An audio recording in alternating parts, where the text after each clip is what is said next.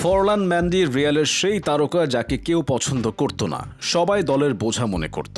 কেউ কেউ বলতো জিদানের সব সাইনিং ঠিকঠাক হলেও ম্যান্ডির সাইনিংটা ছিল স্পষ্ট ভুল। কিন্তু তবুও রিয়াল কোচ ডন কার্লো সবসময় ম্যান্ডিকে তার জায়গায় সেরা খেলোয়াড় বলতেন। এই নিয়ে কার্লোকেও কম কথা শুনতে হয়নি জীবনে। আর সেই ম্যান্ডি কিনা এখন জিতে নিয়েছেন লাখো মাদ্রিদিস্তার মন। কিভাবে বদলে গেলেন এই তারকা, আসুন দেখে নেই।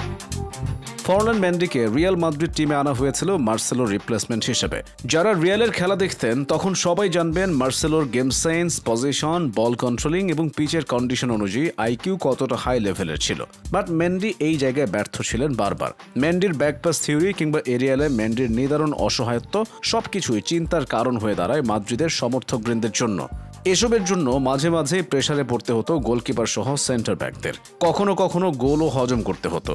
আর টাইট পজিশনে মিস পাস ও ছোটখাটো ব্লান্ডার করা ছিল তার রোজকার অভ্যাস। একটা সময় ম্যান্ডি ইনজুরিতে গেলে তার পজিশনে আসে কামাভিঙ্গা এবং ফ্রাঙ্ক গার্সিয়ার মধ্যে ভক্তরা মার্সেলোকে খুঁজে পেতে থাকে।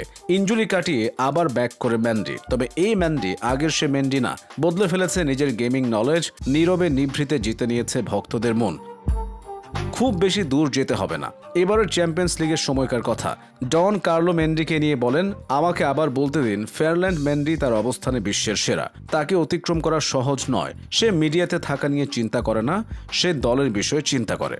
পরিসংখ্যান বলে এই চ্যাম্পিয়ন্স লিগে একবারের জন্য ড্রিবল পাস্ট হননি এই লেফট ব্যাক, যেখানে মাদ্রিদ এবং ম্যান্ডি চ্যাম্পিয়ন্স লিগে টক্কর দিয়েছিল বার্নান্দো সিলভা, লেরয় সানে, জ্যাডন সানচোর মতো উইঙ্গারদের। প্রতিবারই রাইট সাইড থেকে আসা এক একটা অ্যাটাকের সামনে ম্যান্ডি যেন ছিলেন চীনের প্রাচীর স্বরূপ। সানজো পিএসজির সাথে সেমিফাইনালে 2 লেগে মিলিয়ে ড্রিবল করেন প্রায় 16টি, যেখানে ফাইনালে মাত্র 1টি। এই চ্যাম্পিয়ন্স লিগে 9 ম্যাচ খেলা ম্যান্ডির প্রতি ম্যাচে ট্যাকেল এভারেজ ছিল 1.3 করে এবং ক্লিয়ারেন্সও 1.3 করে। আর পাসিং অ্যাকুরেসির গড় প্রায় 92%। ভাবা যায় এই ম্যান্ডি কতটা ইমপ্রেসিভ। সতীর্থ রুডিগার তো এক ইন্টারভিউতে বলে দিয়েছেন যে মাদ্রিদের সবচেয়ে স্ট্রং প্লেয়ার হচ্ছেন ম্যান্ডি। 1995 সালে ফ্রান্সের মোলা অনি ব্রিয়ের এক ছোট পরিবারে জন্ম নেয়া ম্যান্ডির শৈশবকাল কেটেছে কষ্ট ও সংগ্রামের মধ্য দিয়ে। মাত্র 11 বছর বয়সে হিপ সার্জারির পর হুইল চেয়ারে ছিলেন। সেখান থেকে নিজের সাথে লড়াই করে কঠোর পরিশ্রম ও প্রতিজ্ঞার মাধ্যমে আবার খেলার ময়দানে ফিরে আসেন। ম্যান্ডি তার ফুটবল ক্যারিয়ারের সূচনা করেন পিএসজির ইয়থ একাডেমি থেকে। এরপর ম্যান্ডি লে আভ্রের হয়ে তার পেশাদার ক্যারিয়ার শুরু করেন এবং নিজের প্রতিভা দেখিয়ে নজর কাড়েন বড় ক্লাবগুলোর।